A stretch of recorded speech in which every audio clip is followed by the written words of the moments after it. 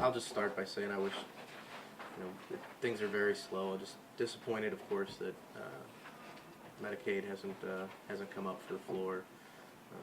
I'm glad that there's some bills filed on it, but was really hoping by now, especially with all the time and money spent over the interim by the House on these interim Medicaid committees, that we would have at least gotten some hearings and had some floor debate on it. So it seems like a big waste of money. Are you personally and as a caucus, are you supportive of Torpy's bill? And are there issues in it that you would like to see addressed? I guess that seems the most likely vehicle at this point. Sure. I mean, I'd be happy to work with Representative Torpy on it. I'm really glad that he's filed that bill, and hopefully we can work out some differences. I'd like to hear it in committee and see exactly what the details are and where some of the different groups are on it. But I've said it before, we're very willing to work with the other side of the aisle. We're willing to talk about reforms, and we're probably not going to be okay with all of them, but at the end of the day, we'll move some people to get where we need to be to get it passed. So I would have hoped by now, though, we would have had some more effort put forward. So You mentioned it being slow. Given the Republicans' majority, is that a good thing for the minority that it's moving slow? Sure, I think so. Absolutely. Having said that, though, there's a lot of good ideas out there. I'll say this: I commend the Speaker. He's moving Democrat bills to committees. We're having a lot of bills heard. A lot of votes on our bills are getting voted out. Unfortunately, the same hasn't been true for floor activity. We haven't been getting very many of our bills out on the floor, but I do appreciate the Speaker at least releasing those bills to committees. And like I said, we're getting movement on our bills, and we'd like to have a lot more. The Senate, at least right now, is tied up on what it wants to do as far as a tax cut. Mm-hmm. Why do you?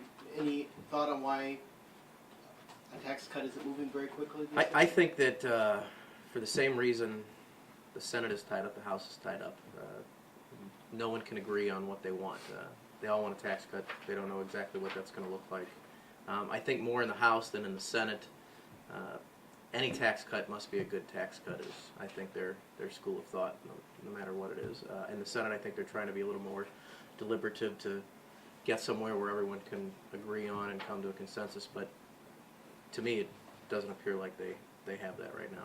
Are you surprised that there would be disagreement after getting a bill all the way to the governor and trying a veto override? I think maybe perhaps they learned their lesson, and they're looking to something that's maybe a little more palatable to the governor. The lesson being a veto, or what's I would assume that'd be the lesson, or the lesson that a lot of these guys got a lot of pressure in their districts back home when it came to knowing the size of the hole in the budget that would have to become. I think everybody would agree most of that money would have to come from education, biggest pot of money.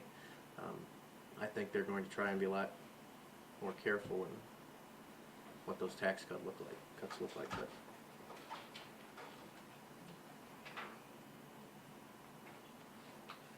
You've been very critical of the articles of impeachment filed by very critical certain members. Why do you feel that Speaker Jones and specifically, I guess, those bills, why they have not yet been referred or why they have not yet been heard? It seems like it is they are moving fairly slowly through the process. I believe some of them said that they knew they were never going to meet and knew they were never going to get a hearing, and they did it anyway. So my only conclusion to that is they were just doing it to appease some of their constituents and the crazy wing of the Republican Party. So I think they need to look like they're doing something while actually not doing anything at all.